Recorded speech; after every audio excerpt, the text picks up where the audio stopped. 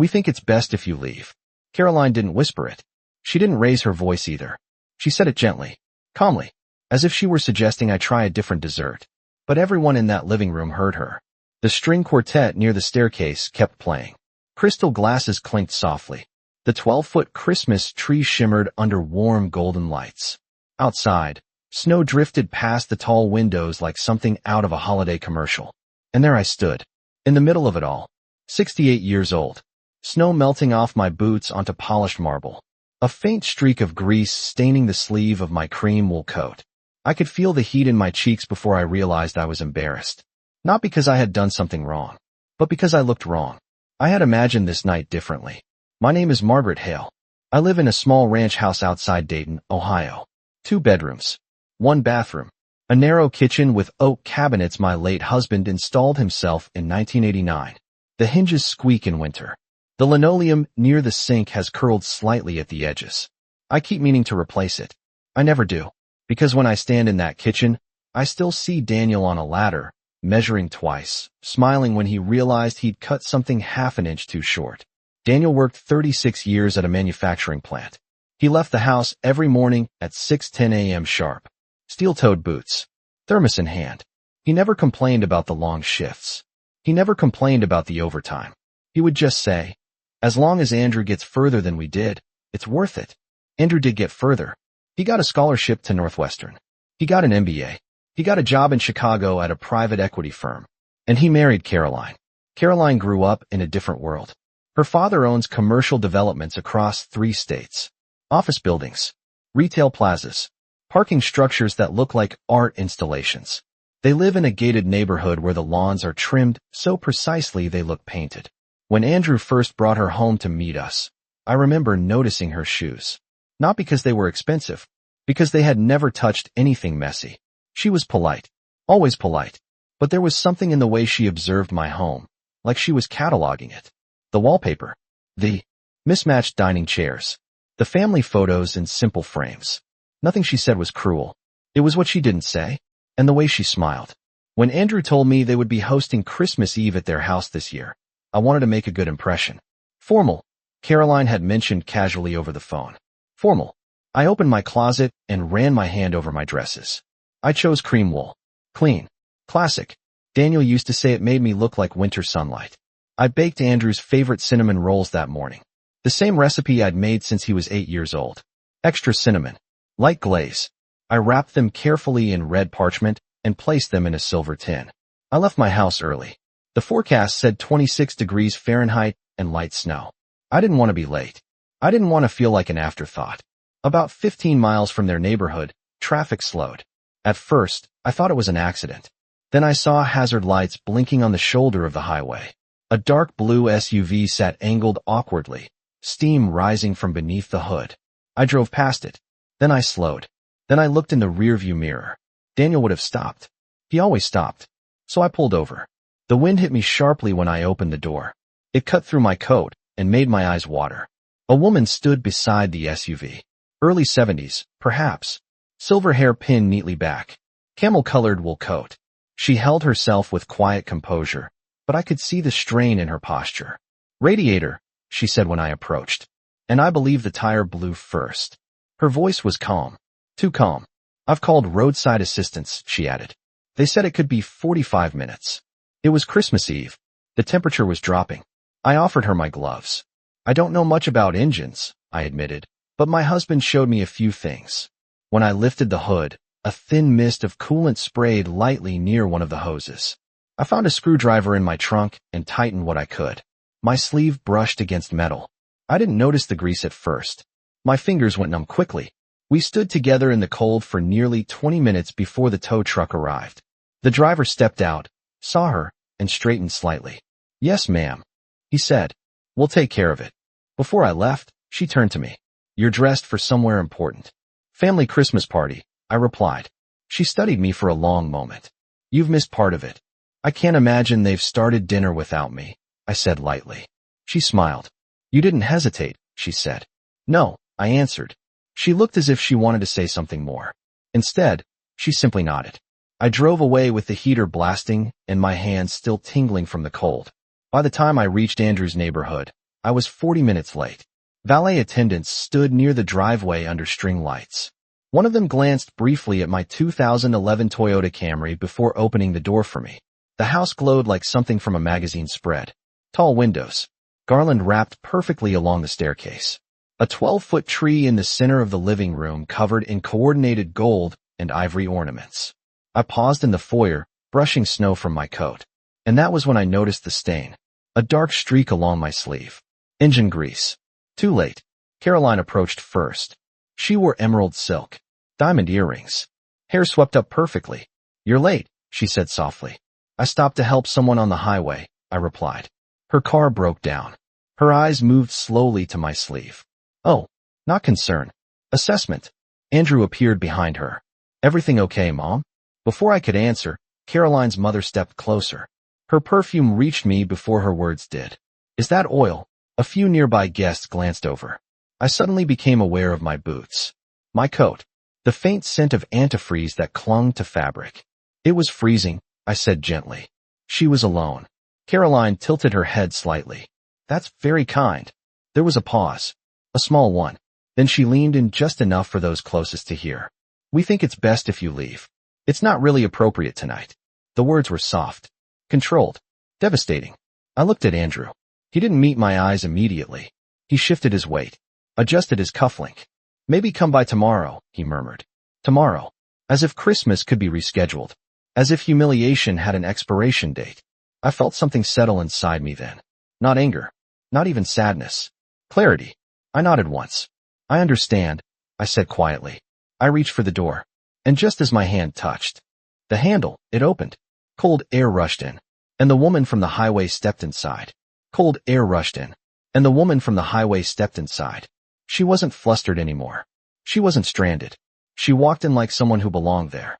Two men in dark suits followed behind her. One carried a leather portfolio tucked under his arm. Snow clung lightly to the shoulders of her camel coat. Her silver hair was still pinned perfectly in place. Caroline's father turned first. His expression changed instantly. "Mrs. Whitmore," he said warmly, stepping forward. "We weren't sure you'd make it." Whitmore. The name moved through the room quietly, like a current under water. Several guests straightened. The string quartet faltered for half a beat before continuing. Mrs. Whitmore removed her gloves slowly. Then she saw me. Recognition flickered across her face. "Oh," she said softly.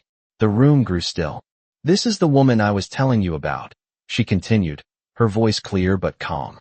"The one who stopped for me on the highway." Caroline's posture stiffened. Andrew looked between us. Caroline's father forced a polite smile. "You met?" Mrs. Whitmore nodded. She pulled over in 26-degree weather, tightened a loose clamp under my hood, gave me her gloves. Her eyes moved gently to my sleeve. "I believe that's from my car." No one laughed. No one moved. Caroline swallowed.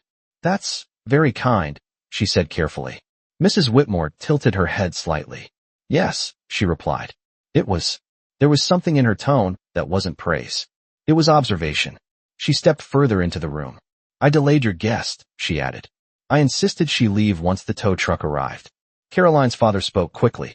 "Not at all. We're honored you're here." But the energy had shifted. Moments ago, I was being asked to leave. Now no one was looking at the grease on my sleeve. They were looking at her. Mrs. Whitmore turned toward me fully. "You didn't ask who I was," she said. "No," I answered. "You didn't hesitate either." "It was cold," I replied. "And you were alone." A faint smile touched her lips. "Yes," she said quietly. "I was." Silence stretched across the marble floor. Caroline tried to recover the room. "Dinner is ready," she announced, her voice brighter than before. "Shall we?" But something in her smile had tightened. We moved toward the dining room. No one mentioned me leaving again. No one mentioned appropriate. As we took our seats, I noticed something I hadn't before. Mrs. Whitmore wasn't just a guest. She was seated at the head of the table opposite Caroline's father. Not beside him. Opposite him. The subtle balance of power in the room became visible. Andrew leaned toward me slightly. "Mom," he whispered, "you know her?" "No," I said softly. "I just met her." He looked confused. Caroline's father raised his glass. "To partnerships," he said smoothly. "And to a very promising new year." Several guests nodded. Mrs. Whitmore lifted her glass last. "To character," she added evenly. Her eyes rested on me for just a second too long. The word hung there. Character. It wasn't loud. It wasn't dramatic. But it landed. Dinner continued, but conversation shifted. Guests asked Mrs. Whitmore about upcoming developments, market projections, expansion timelines. I began to understand. She wasn't just important. She was essential. At one point, Caroline's father leaned forward, voice careful. We're finalizing the board structure next quarter. Andrew has been instrumental. Mrs. Whitmore glanced at Andrew. You're his mother, she said to me. Yes. You must be proud. I am, I replied. Andrew straightened slightly. Mrs. Whitmore studied him for a moment. Ambition is useful, she said calmly. But judgment is indispensable. The sentence was neutral, but it carried weight. Caroline shifted in her chair. Dessert was served. The tension remained. When dinner ended, guests began drifting back into the living room. I stood near the tree, unsure of where to position myself. Moments earlier, I had been ready to walk out that door. Now I remained. Not because of status, but because something had been revealed. Andrew approached me. Mom, he said quietly. I didn't know. I know, I answered. He looked toward Caroline across the room. She didn't mean, it's all right, I interrupted gently. But it wasn't. Across the room, I saw Caroline speaking softly with her father. Their expressions serious, calculating. Mrs. Whitmore stood alone for a moment near the fireplace. Then she walked toward me. I owe you more than thanks, she said quietly. You owe me nothing, I replied. She studied my face carefully. Most people measure value by appearance, she said. You did not. I didn't know what to say to that, so I simply nodded. And for the first time that evening, I did not feel small. Mrs. Whitmore did not leave early. That alone told me something. Most investors make an appearance, shake the right hands, then disappear before dessert cools. She stayed. She moved through the room slowly, speaking to guests in short, measured conversations. No wasted words. No exaggerated laughter. And everywhere she went, people adjusted themselves. Caroline noticed. I saw it in the way she refilled Mrs. Whitmore's wine personally. In the way she repositioned chairs so conversations formed naturally around her. In the way her smile stayed fixed just a second too long. Andrew, meanwhile, seemed unsettled. He kept glancing between his father-in-law and Mrs. Whitmore, as if trying to read something invisible. I remained near the edge of the living room. For the first time that night, no one avoided me. In fact, 2 guests approached. You're Andrew's mother? One woman asked kindly. Yes. We heard what you did tonight. That was very thoughtful. Thoughtful. Not inappropriate. Not embarrassing. Thoughtful. Caroline's father called for a brief toast near the fireplace. He had done it earlier at dinner, but this one felt different. More focused. I want to thank Mrs. Whitmore, he began smoothly, for her continued confidence in our expansion plans. Several guests nodded. We're entering a pivotal quarter. Final board approvals. Structural decisions. His eyes flicked briefly toward Andrew. Mrs. Whitmore held her glass, but did not raise it. Structural decisions, she repeated calmly. There was a pause. Yes, Caroline's father continued. And Andrew will be playing a larger strategic role moving forward.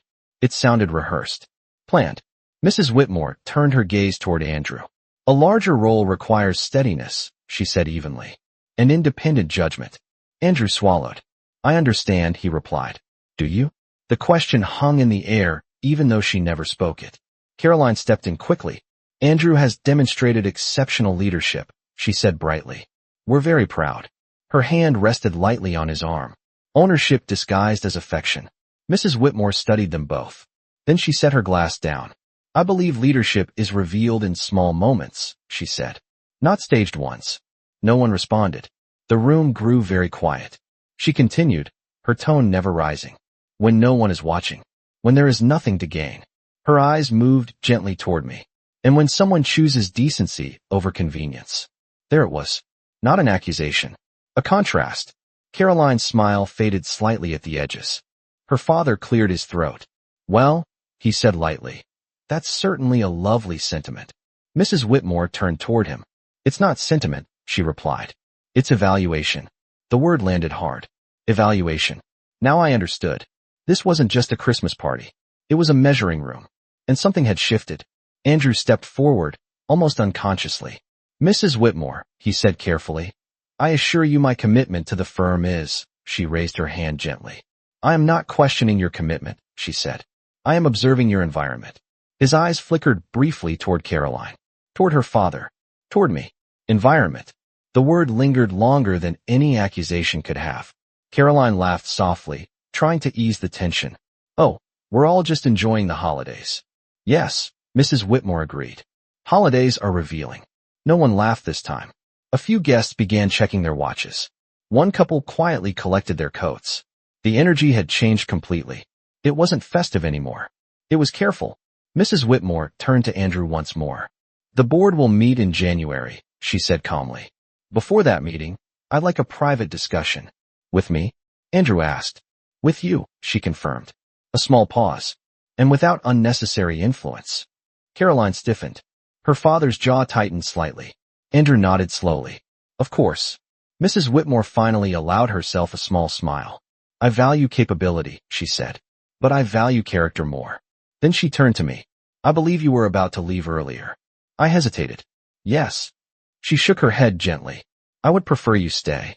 The contrast was unmistakable. Moments ago, I had been asked to leave because I looked out of place. Now I was being asked to remain. Not because of status. Because of something else entirely. Caroline said nothing. Her father said nothing. Andrew looked at me in a way I hadn't seen in years. Not with embarrassment. Not with impatience. With uncertainty. And maybe reflection. As the evening wound down, guests left more quickly than expected. There was no after-dinner laughter lingering into midnight. No extended networking circles. Just controlled goodbyes. When I finally gathered my coat, Andrew walked me to the door. The marble floor felt different beneath my boots. Mom, he said quietly. Did you know who she was? No, you just stopped. Yes. He looked down at my sleeve again. The grease stain had darkened slightly as it dried. I almost let you leave, he said. I didn't respond immediately, because that was the truth that mattered. Almost. You did let me leave, I said gently. He inhaled slowly, and for the first time that night, he didn't have an answer. I drove home that night in silence. The highway was nearly empty. Snow had stopped falling, but the roads still shimmered under the streetlights. My hands rested lightly on the steering wheel. Not shaking, not angry, just steady. The grease stain on my sleeve had dried into a darker shadow. I didn't try to wipe it away. For some reason, I didn't want to. When I pulled into my driveway in Dayton, the porch light I'd left on glowed softly against the snow. My small brick ranch looked exactly the way it always had. Unimpressive, unapologetic. Inside, the kitchen clock read 11:47 p.m. I placed the untouched tin of cinnamon rolls on the counter. And for the first time that night, I allowed myself to feel it. Not humiliation. Not exactly. It was something deeper. The realization that my son had hesitated. That he had weighed appearances against me. And for a moment, appearances had nearly won. 3 days passed. Andrew didn't call. Caroline didn't either.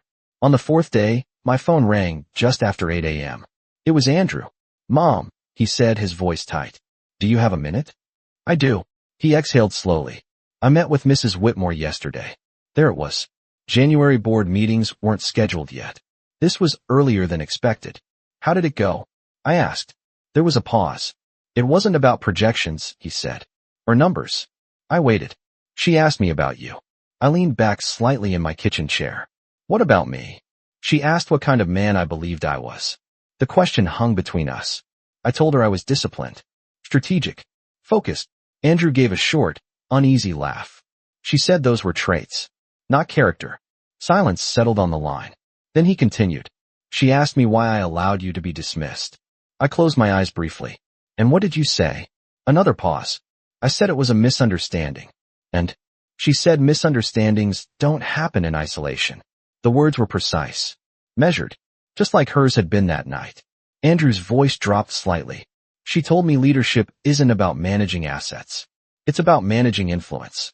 And that if I couldn't stand independently in my own home, I couldn't stand independently in a boardroom. That landed. Harder than anything she had said publicly. I imagined the conversation clearly. No raised voices. No threats. Just evaluation. She didn't revoke anything, Andrew continued. But she postponed final approval on the expansion. That was significant. Caroline's father had been counting on that approval this quarter. She said she needed to be confident in governance stability. Governance stability. In other words, She wasn't convinced. How does Caroline feel about that? I asked gently. Andrew didn't answer immediately. She thinks it's temporary. And you? Another pause. I think I underestimated something. What? You. The word came out quietly. Not defensive. Not embarrassed. Just honest. I didn't see it that night, he continued. I saw optics. I saw a room full of investors. I saw a risk. And now? I asked. Now I see that the risk was how I handled it. There it was. Clarity. Not dramatic. Not loud. Just uncomfortable. I should have said something, he said. Yes, I replied calmly. He didn't argue. Later that afternoon, Caroline called. Her tone was careful. Margaret, she began, using my first name instead of Mom. We hope you understand that evening was stressful. I'm sure it was, I answered. There were important people there. Yes. A pause. And appearances matter. I let the silence stretch slightly before responding. Only when substance is uncertain. She didn't respond immediately. We didn't mean to offend you, she said finally. But you did. My voice remained steady. Another pause. Then she shifted tone. Andrew's position is being reviewed more closely than expected. Yes, I said. She mentioned you repeatedly, Caroline added. And this time, there was something sharper in her voice. Your influence. Influence. I almost smiled. I have no influence, I said gently. I simply stopped my car. Caroline inhaled slowly. Well, it seems that mattered. Yes, I replied. It did. That night, Andrew called again. I've been thinking, he said, about how easy it was for me to ask you to leave. The honesty surprised me. Why was it easy? I asked. Because I assumed you would forgive me. There it was. Not cruelty. Comfort. He had assumed my love was unconditional. And therefore, expendable. I will always love you, I said. But that doesn't mean I will always accept everything. Silence. Then, quietly, I understand. Over the next week, something subtle changed. Caroline stopped sending polished holiday photos to the family group chat. Andrew visited my house alone one Saturday afternoon. He stood in my kitchen, hands in his coat pockets, looking around as if seeing it differently. I used to think this place felt small, he admitted. It isn't, I said. No, he agreed softly. It isn't. When he left that day, he hugged me longer than usual. Not out of guilt. Out of recognition. Meanwhile, the board meeting approached. And though no one said it directly, everyone understood. That Christmas night had not been about grease on a sleeve. It had been about something far more fragile. Judgment. And who possessed it? The board meeting was scheduled for the second Tuesday of January. Andrew didn't tell me the exact time, but I knew the rhythm of those days. By 7:30 a.m., I was already awake, sitting at my small kitchen table with a cup of black coffee growing cold between my hands. Snow lined the edges of my driveway in thin gray ridges. The world outside looked still. But somewhere in downtown Chicago, in a glass conference room 20 floors above the street, decisions were being made. Not about me, but because of me. Andrew had explained the structure carefully the week before. 7 board members. Majority vote required for expansion approval. Mrs. Whitmore held significant equity. Not the largest, but the most respected. At 11:18 a.m., my phone buzzed. A text from Andrew. Can I call you after? I stared at the screen for a moment. After. Not it went great. Not, we're celebrating. After. At 2:06 p.m., my phone rang. I answered on the first ring. He didn't speak immediately. I could hear the faint echo of a hallway behind him. Distant footsteps. An elevator chime. It's done, he said finally. And another breath. The expansion was approved. I closed my eyes briefly. That's good. Yes, he said. But. There it was. But. My promotion wasn't. Silence settled between us. They deferred it, he continued. Mrs. Whitmore voted yes on the expansion and abstained on my advancement. Abstained. Not opposed. Not supportive. Measured. She recommended a 6-month performance review instead, he added. For what reason? I asked gently. She said leadership maturity needed further demonstration. His voice didn't sound angry. It sounded humbled. What did your father-in-law say? I asked. He argued. Politely. But firmly. And her vote carried weight. Of course it did. Andrew exhaled slowly. She requested that I present independently at the next quarterly review. Without collaborative framing. Without collaborative framing. In other words, without leaning on Caroline's father's influence. I think, Andrew said carefully, this is an opportunity. Yes, I agreed. There was no bitterness in my voice. Because there was no loss. There was growth. Later that evening, Caroline called. Her tone was different this time. Less polished. More direct. She didn't block the expansion, Caroline said quickly. That's important. Yes, I replied. But she's testing Andrew, she continued. Publicly. Is she? Caroline hesitated. She's separating him from us. The word us lingered. Family. Influence. Control. Or, I said calmly. She's asking him to stand on his own. Silence. You don't understand how this works, Caroline said. No, I answered gently. I understand exactly how it works. Another pause. You think this is about Christmas, she added. It isn't. Caroline exhaled sharply. It was one night. Yes, I said. It was. One night reveals habits. One moment reveals reflexes. One decision reveals alignment. She told my father something after the meeting. Caroline said quietly. What was that? She said, I invest in companies, not dynasties. That sentence carried more weight than any vote. Dynasties. Inherited power. Prearranged ascension. Mrs. Whitmore wasn't interested in that. When Andrew came to visit the following Sunday, he looked different. Not defeated. Sharper. I'm preparing a new proposal, he said, spreading documents across my kitchen table. Not Caroline's father's dining room table. Mine. He spoke through projections and governance models while I listened, not because I understood every figure, but because I understood effort. Halfway through he stopped. Mom, he said quietly, that night, when you almost left. Yes. If she hadn't walked in, would you have told me how that felt? I considered the question. Eventually, I said. He nodded slowly. I don't want to be the kind of man who needs a witness to do the right thing. The statement was simple, but it was real. Weeks passed. Andrew worked longer hours. Presented alone. Made smaller decisions without consulting Caroline's father first. The shift was subtle, but visible. At the next quarterly review, Mrs. Whitmore attended again. This time, Andrew spoke without notes. Without glancing sideways for approval. When it ended, she nodded once. Not dramatically. Just once. That evening, Andrew called me. She approved it, he said. No hesitation this time. No after. She said I demonstrated independent judgment. I smiled into the phone. I'm proud of you, I said. And I meant it. Not because of the title. Not because of the raise. But because when it mattered, he had finally chosen substance over appearance. A few weeks later, Caroline invited me to dinner. Just the four of us. No investors. No string quartet. No marble floors that made you feel like you were standing on display. When I arrived, Caroline opened the door herself. Her smile was smaller now. More human. I'm glad you came, she said. So was I? Because that Christmas night had not destroyed anything. It had clarified everything. And sometimes, clarity is the greatest gift of all. Dinner at their house felt different this time. No valet. No catered trays. No carefully curated guest list. Just the four of us. Caroline opened the door wearing a simple navy sweater instead of a tailored dress. Her hair was pulled back loosely. The house was still large. Still immaculate. But it didn't feel staged. Andrew took my coat himself. Smells good in here, I said. I cooked, Caroline replied. There was the slightest hesitation before she added. I wanted to. We sat at the same long dining table from Christmas. But tonight, only 4 chairs were used. The 12-foot tree was gone. In its place stood a simple arrangement of white lilies. The house felt quieter. More honest. Dinner began with small talk. Weather. Traffic. A new coffee shop opening near my neighborhood. Then, midway through the meal, Caroline set her fork down. I owe you an apology, she said. She didn't look at Andrew. She looked at me. I handled that night poorly. I let her continue. I was focused on optics, she said. On impressions. On protecting what we've built. And what have you built? I asked gently. She paused.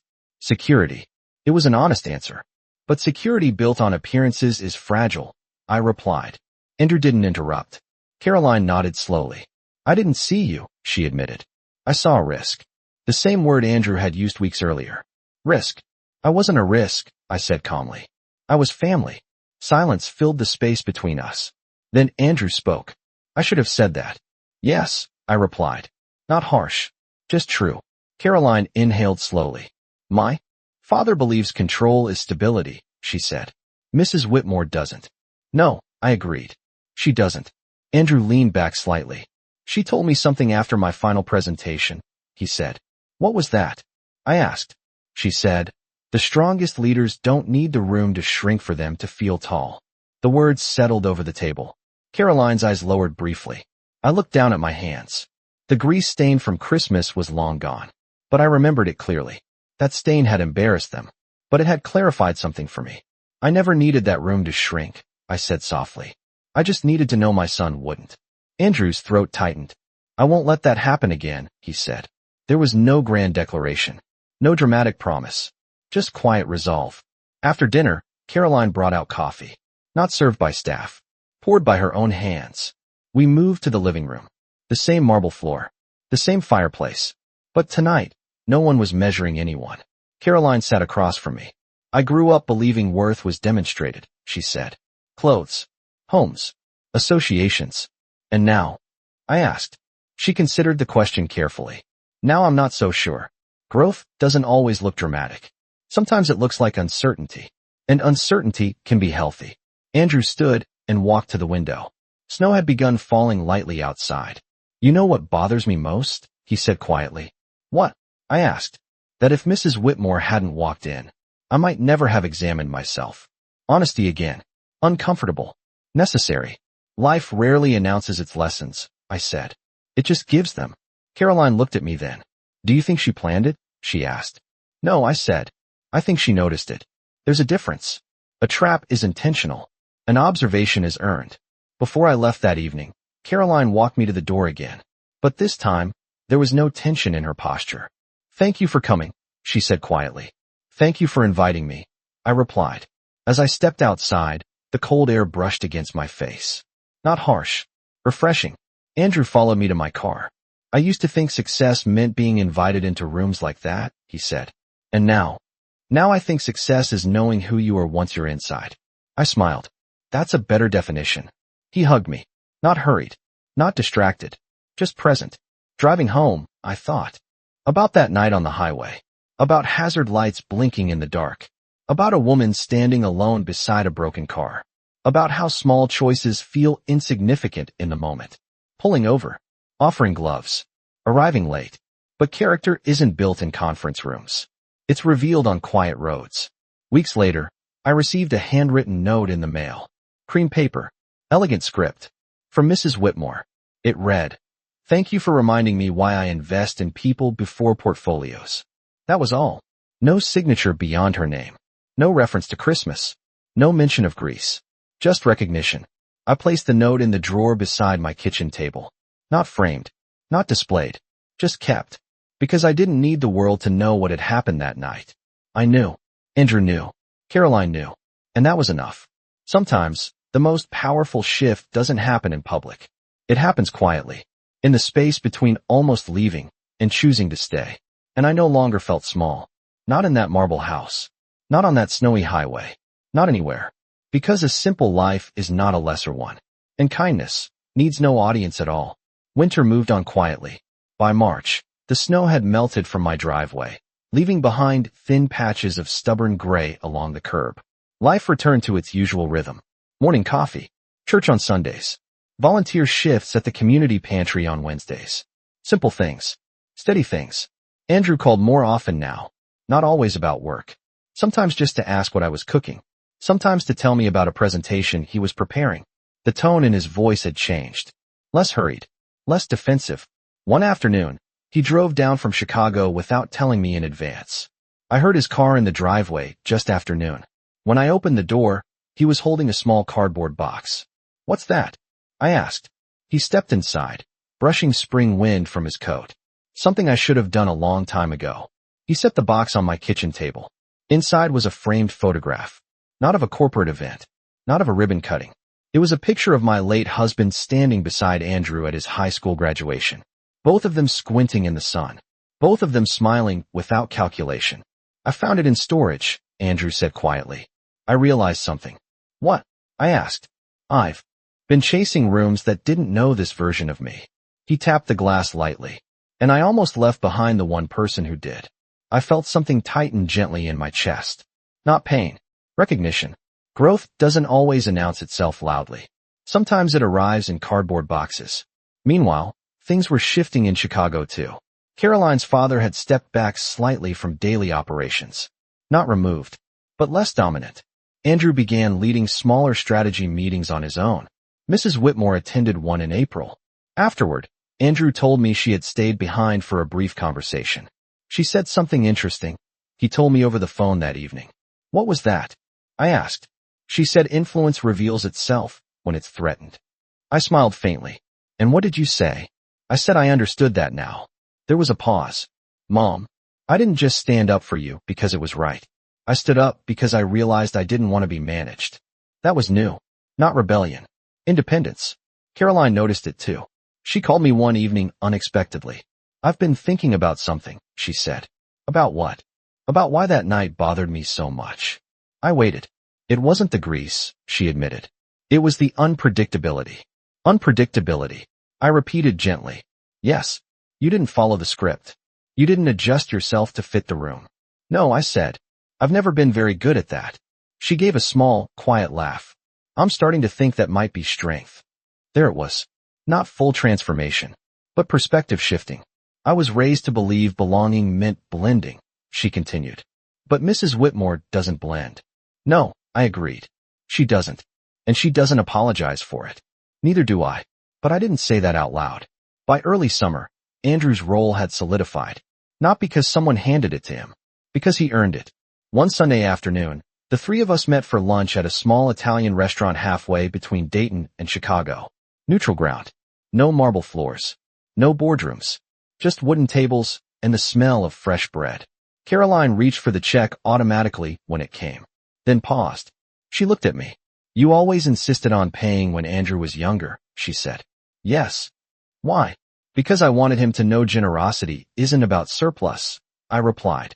It's about priority. She nodded slowly. Then she placed the check back on the table. Let's split it, she said. It was a small gesture, but it mattered. No one needed to dominate the moment. Balance. As we walked out into the warm afternoon air, Andrew slowed beside me. I don't think Mrs. Whitmore saved my career, he said quietly. No, I think she exposed it. Yes, that was the word. Exposure. That Christmas night had peeled back layers. Of pride. Of assumption. Of comfort. And what remained had been tested. I'm grateful, he added. For what? For the highway. I looked at him carefully. For pulling over. I smiled. I didn't pull over for your career, I said softly. I know. And that was the point. Kindness had not been strategic. It had been instinctive. That's why it mattered. Later that week, I received another note from Mrs. Whitmore. Shorter this time. Leadership is not inherited.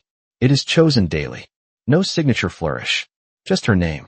I folded the paper neatly and placed it beside the first. Not displayed. Just kept. Because some lessons are not meant for decoration. They are meant for remembrance. And as summer settled in, I realized something simple. That Christmas night had never really been about wealth. Or class. Or embarrassment. It had been about alignment. About who we become when pressured to shrink someone else. Andrew had chosen differently. Caroline was learning too. And I had never needed to change at all. Because a simple life is steady. And steady things don't break easily. By early fall, the air in Dayton turned crisp again.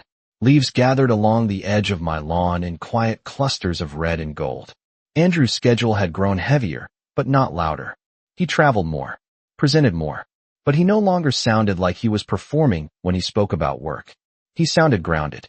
One Thursday afternoon, he called with something unexpected. Mrs. Whitmore invited us to dinner, he said. Us? I asked. You. Me. Caroline. I was quiet for a moment. At her home. Yes. There was something different in his voice. Not anxiety.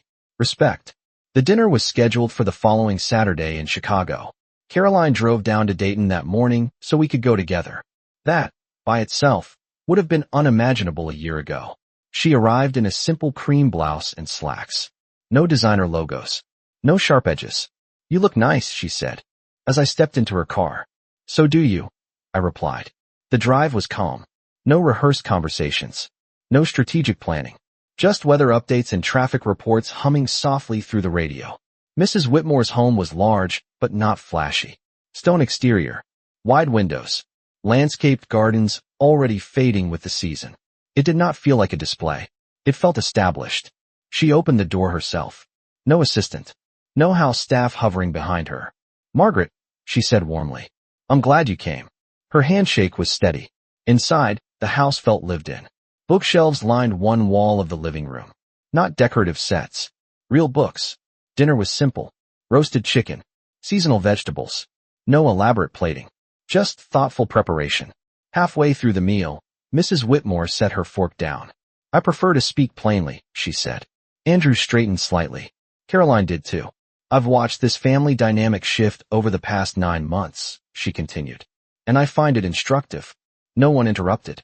She turned to Andrew first. You've grown. Yes, ma'am, he replied. You've separated influence from identity. He nodded. Then she turned to Caroline. You've loosened your grip. Caroline didn't flinch. I'm trying, she said honestly. That's evident, Mrs. Whitmore replied. Then her eyes rested on me. And you, she said, have remained exactly the same. I smiled faintly. I've never had much interest in changing for rooms, I said. No, she agreed. You haven't. There was a pause. Then she leaned back slightly. I've decided to step back from daily oversight next year. Andrew looked surprised. You're retiring? He asked. Not entirely, she replied. But I am restructuring my holdings. The air shifted subtly. Caroline's posture stilled. I will be appointing 2 new advisory members to the board, Mrs. Whitmore continued. Andrew's breathing slowed. One of them, she said calmly, will be you. Silence. Not stunned. Measured. Caroline glanced at Andrew, then back at Mrs. Whitmore. That's an incredible honor, Andrew said carefully. It is a responsibility, she corrected. Then she added something unexpected. The second appointment will not be chosen by lineage or marriage. She looked at Caroline. It will be chosen by demonstrated character. Caroline nodded once. Understood. No entitlement. No assumption. Dinner continued, but the weight of the moment remained.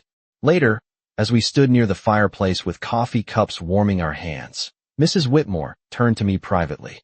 You realize, she said quietly, none of this was about rescuing your son. I know, I replied. It was about testing him. Yes. And testing the environment around him. I held her gaze. And what did you find? She allowed the smallest smile. That stability cannot be inherited. I nodded. I've always believed that. She looked toward Andrew and Caroline speaking softly across the room. They're learning, she said. Yes, I agreed. They are.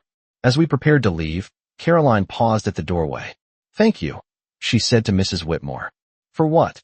Mrs. Whitmore asked. For not confusing polish with strength. Mrs. Whitmore's eyes softened slightly. Strength rarely shines, she said. It steadies. The drive back to Dayton was quieter than the drive there. Not tense. Reflective. Andrew called just before we reached my exit. I don't want the advisory role because of you, he said gently. I know. I want it because I'm ready. That's the only reason that matters, I replied. After we hung up, I looked out at the dark highway. Almost a year had passed since that Christmas night.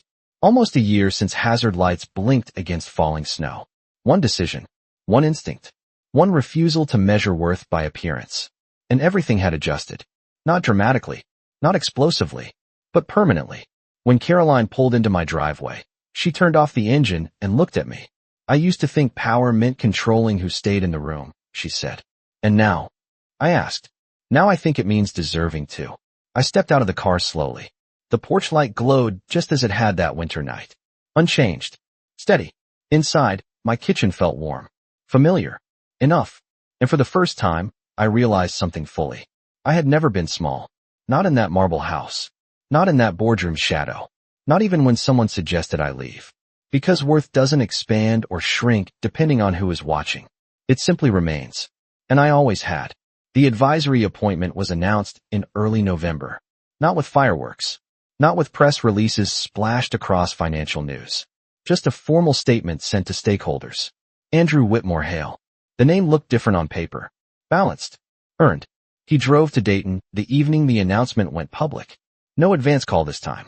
Just headlights sweeping across my front window as the sun lowered behind the trees. When I opened the door, he was smiling. Not the polished smile he used to wear at networking events. A real one. They voted unanimously, he said. That's rare. Yes, he replied. It is. We sat at my kitchen table again. Same place where he had once spread out strategy documents. Same place where he had admitted he almost let me leave. Only now, there was no tension between who he was at work and who he was here. They made one condition clear, he said. What was that? That advisory roles require independent judgment in personal and professional spheres. I smiled slightly. In other words? In other words, he said, they're watching how I live, not just how I lead. That was Mrs. Whitmore's influence. Subtle, enduring. Caroline arrived an hour later. She brought dessert. Homemade apple pie. Not from a bakery. From her kitchen. We ate slowly. Not celebrating loudly. Just acknowledging the shift. Halfway through the evening, Caroline set down her fork. I've been thinking about something, she said. Andrew looked at her. So have I, he replied. She gave him a small smile before turning to me. We're hosting Christmas again this year, she said. I felt the weight of that word settle gently in the room. Christmas. 1 year later. And? I asked softly. And it won't be a performance. Her tone was steady. No guest list curated for leverage. No unspoken dress codes. No measuring. Andrew nodded. It will just be family, he added. I considered the offer carefully. Not because I doubted them, but because moments like that deserve intention. I'll come, I said. Caroline's shoulders relaxed slightly. Good, she replied. December arrived quickly. Snow returned. Soft at first, then heavier. On Christmas Eve, I drove to Chicago again. But this time, there were no hazard lights blinking on the shoulder of the highway. No urgency. Just steady miles passing under the tires. When I pulled into their driveway, there were only 3 cars outside. No valet. No overflow parking. Inside, the house looked familiar but softer. A smaller tree stood near the window. No towering centerpiece. No dramatic lighting. Just warm white lights and simple ornaments. Andrew greeted me at the door. Caroline followed. Both of them looked present. Not distracted. Not scanning the room for reactions. Dinner was quiet. Intentional. At one point, Andrew raised his glass. Not to partnerships. Not to expansion. To perspective, he said. Caroline added softly, and to learning it the hard way. We all smiled at that. After dinner, as we sat by the fireplace, there was a knock at the door. Andrew glanced at Caroline. She smiled knowingly. He opened it. Mrs. Whitmore stepped inside, snow dusting her coat once again. But this time, there was no tension in the air. No dramatic reveal. Just recognition. I hope I'm not interrupting, she said lightly. Not at all, Caroline replied. Mrs. Whitmore looked at me. It's become something of a tradition, she said. I smiled. Highways and holidays, I replied. She removed her gloves slowly. You know, she said thoughtfully, I've attended more Christmas parties than I can count. I didn't doubt it.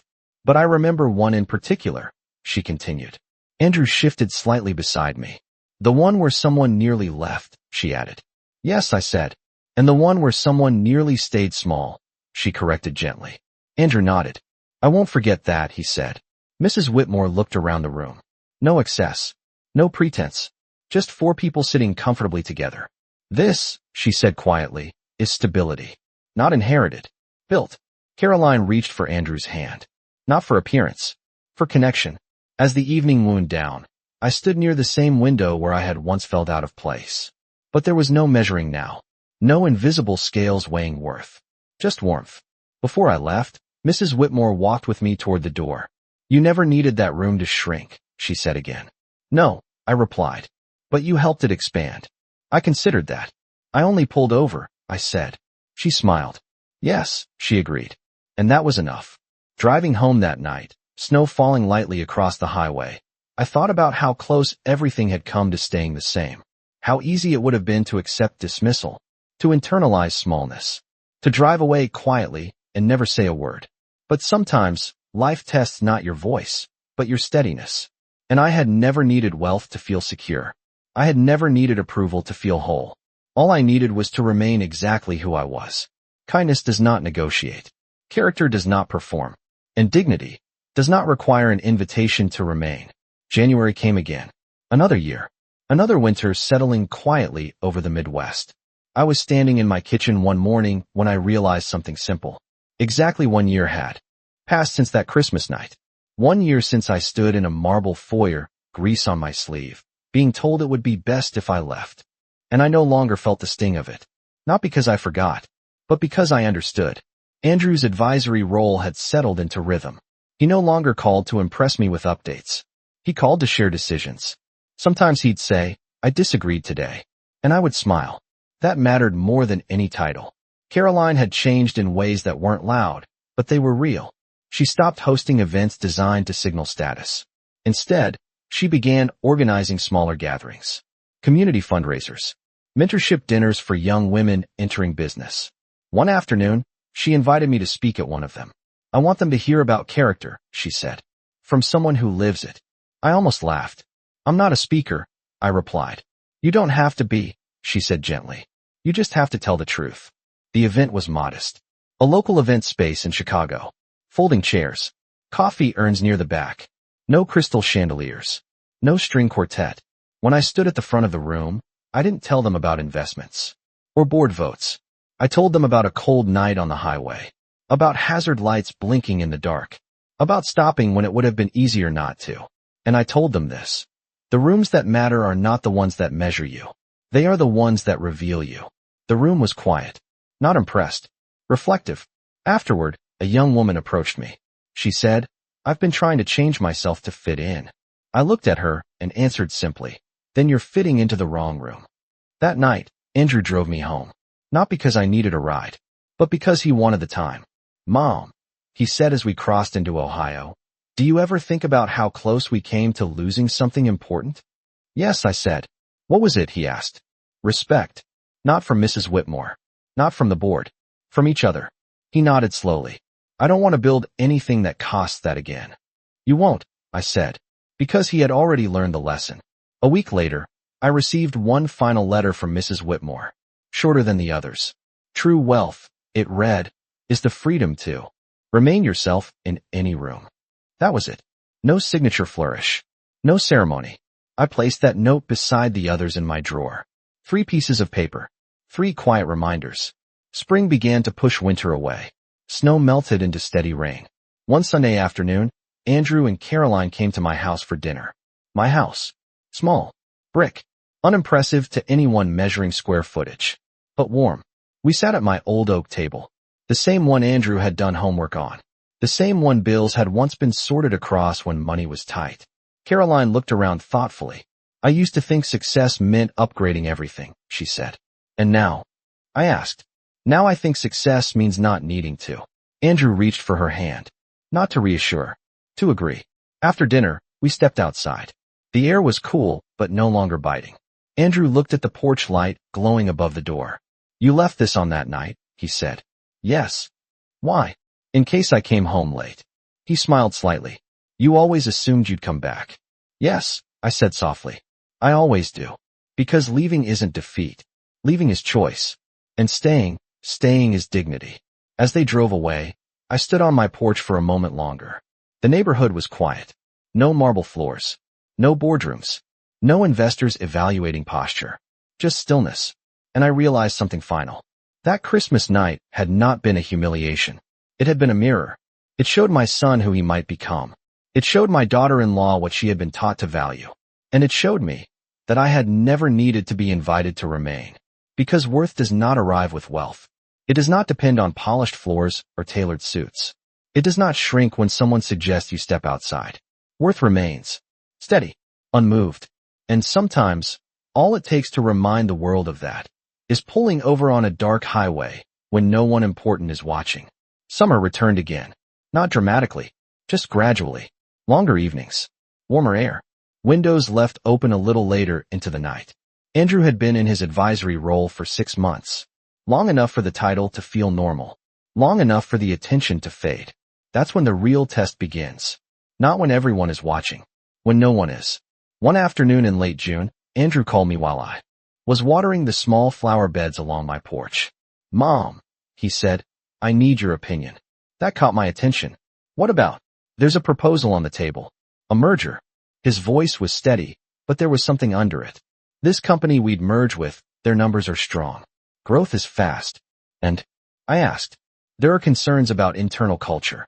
I leaned the watering can against the railing. "What kind of concerns?" "Turnover. Quiet settlements. Leadership complaints that never made it public." Silence stretched between us. "Does Mrs. Whitmore know?" I asked. "Yes." And she asked the same question you're about to ask. Which is, What kind of room do you want to build? There it was again. Rooms. Not buildings. Not revenue. Rooms.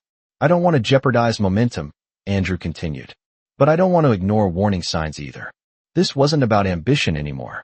It was about alignment. What would you have done 2 years ago? I asked gently. He didn't answer immediately. I would have followed the numbers. And now? I'm not sure that's enough.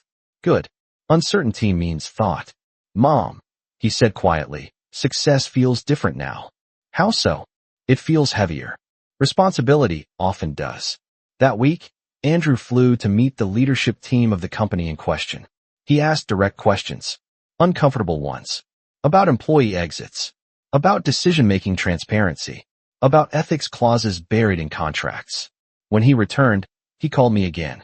They were defensive, he said. About what? About everything. And how did that make you feel?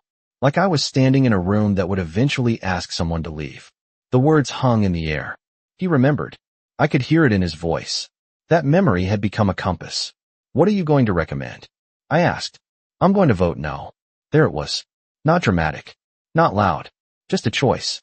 You understand that could cost you influence? I said gently. Yes. And you're still willing? Yes. The board meeting was held in July. 7 votes again. The merger required majority approval. Andrew spoke early. Calmly. Clearly. He referenced numbers, yes. But he also referenced culture risk. Long-term stability. Reputational exposure. He did not mention Christmas. He didn't need to. Mrs. Whitmore listened without interrupting. When the vote was cast, it was 4-3. The merger failed. Barely. Afterward, Andrew called me from the parking garage beneath the building. It was close, he said. Yes. I lost one ally. But, I prompted. But I kept my alignment. That mattered more. Later that week, Mrs. Whitmore invited Andrew for coffee. Not in a boardroom. In a small cafe downtown. She told him something simple. You've stopped asking which room benefits you, she said. And started asking which room reflects you. Andrew told me that sentence over the phone that evening. I think that's the difference, he said. It is, I replied. By late summer, Caroline had begun mentoring younger women in her firm. Not about style. Not about image. About decision-making. About boundaries. One evening, she visited me alone. We sat on my porch, watching cicadas hum in the trees. I used to think strength meant never doubting yourself, she said. And now? I asked. Now I think strength means questioning yourself before someone else has to. Growth again. Quiet. Real. She looked at me thoughtfully. You never tried to control Andrew, she said. No, why? Because control creates dependence, I replied. And dependence weakens judgment. She nodded slowly. That's what my father never understood. The sun dipped lower behind the houses across the street. Light softened. Perspective deepened. As the year moved toward fall again, I noticed something simple. No one in that family measured me anymore. Not my clothes. Not my house. Not my presence. Because measurement requires comparison. And comparison had lost its grip. Andrew had chosen rooms wisely. Caroline had chosen humility over image. Mrs. Whitmore had chosen succession based on character. And I had chosen to remain steady. That night, as I turned off my porch light and stepped inside, I realized something final. That Christmas wasn't just a turning point. It was a reference point. A quiet line in the sand. Before it, we measured worth by appearance. After it, we measured worth by alignment. And alignment, once learned, is very hard to unlearn. Another December arrived. Not suddenly. Not dramatically. Just quietly. Like most meaningful things do. 2 years had passed since that night. 2 years since grease stained my sleeve. 2 years since someone suggested it would be better if I left. This time, Christmas was at my house. Not because I insisted, because they asked. Andrew arrived first, carrying boxes of groceries. Caroline followed with wrapped gifts tucked carefully under her arm. No guest list. No strategic invitations. Just us. And later that evening, a familiar knock at the door. Mrs. Whitmore stood there, snow resting lightly on her shoulders once again. I believe this is becoming tradition, she said with a small smile. Yes, I replied. It is. Inside, my living room looked exactly as it always had. Modest tree. Handmade ornaments Andrew had painted when he was 8. The old oak table extended with its extra leaf to make space for everyone. No marble floors. No chandeliers. But warmth filled every corner. Dinner was simple. roast chicken, mashed potatoes, green beans, laughter that didn't sound rehearsed. At one point, Andrew stood and tapped his glass gently, not to command attention, just to speak. "I've been thinking about something," he said. Caroline squeezed his hand lightly. 2 years ago, I almost confused appearance with authority. He looked at me, and I almost let someone I love feel smaller, so I could feel safer. The room was still, not heavy, honest. But I learned something that night, he continued. Leadership begins at home. Mrs. Whitmore nodded once. Caroline spoke next.